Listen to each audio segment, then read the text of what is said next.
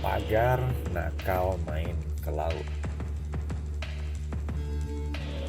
Alkisah ada negeri nun jauh di sana. Tersebutlah seorang rakyat jelata yang berambisi menjadi raja.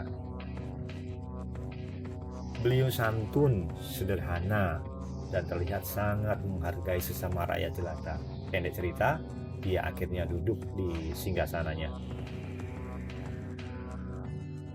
Rakyat negeri itu berharap sang raja akan membuat kisah yang tidak seperti manusia pada umumnya, di mana kesederhanaan pikiran, ucapan, dan tindakannya tidak berubah. Namun, harapan rakyat negeri tak seindah kenyataan. Ternyata sang raja memilih kisah yang umum terjadi pada manusia. Sang raja berubah, sangat ambisius. Dia tahu negeri itu tidak punya duit yang cukup, tapi demi ambisi membuat legasi, dia berubah menjadi pengemis kepada negeri kaya, kepada para cukong negeri.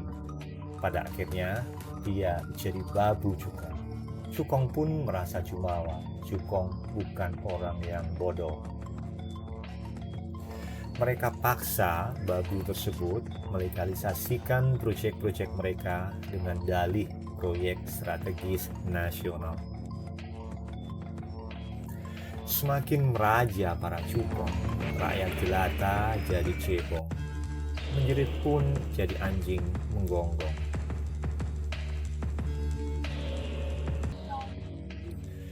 Dengan pundi-pundi yang seolah tak terbatas, dengan gampang aparat keparat diperalat.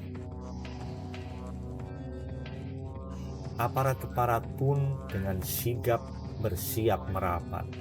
Alhasil, tanah rakyat didapat, pagar laut pun tertancap. Sungguh ironi, kasus pagar nakal main ke laut sudah terendus media Tempo di awal penancapannya. Ketika masih tertancap sepanjang 7-10 km, Tempo sudah bersuara. Oktober 2024, Ombudsman juga sudah turun. Tapi pagar laut pun semakin nakal. Bahkan laut jalan-jalan sampai lebih 30 km, tepatnya 30,16 km. Rakyat di pesisir, nelayan, para penggiat kemasyarakatan sudah berteriak, tapi seolah para penguasa hanya menganggap angin lalu. Semua orang yang masih waras yakin para penguasa tahu siapa dalang di balik pagar nakal tersebut. Entah karena mereka tahu siapa dalangnya, apa alur ceritanya, atau mereka tersandra sesama psikopat. Hingga penguasa hanya berteriak kepada langit, tak berani berteriak lantang siapa sang dalang. Mungkin sang dalang telah ikut berjuang untuk penguasa menang, hingga tak segera tunjuk siapa sang dalang. Entah, yang pasti sampai kini hanya urusan administratif dan teknis saja yang tersentuh. Urusan pidana seolah hanya cerita lalu belaka. Biasanya para pelaksana di lapangan yang akan terkena pasal pidana.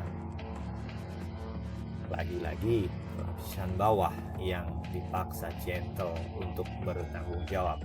Aktor intelektual seolah bebas merdeka.